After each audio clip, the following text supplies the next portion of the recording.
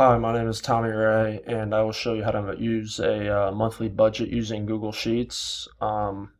So my starting balance here is $1,000, or change this to 1,000, 1,500 bucks.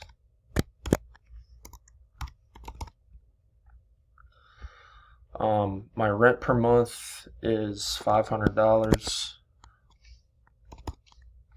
Um, on utilities, I spend probably about 50 bucks per month on utilities. Since I'm a student athlete here at UL, they usually treat us by bus per utilities, but for gas per month, I probably spend about $80 a month on gas. My cell phone bill, I believe, is around $50.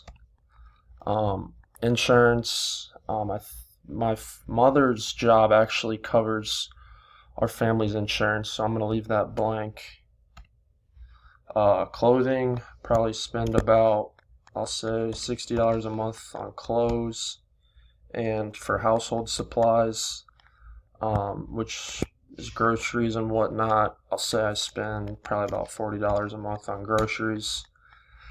And for entertainment, just kind of extra spending money I have, say I spend $60 a month on that.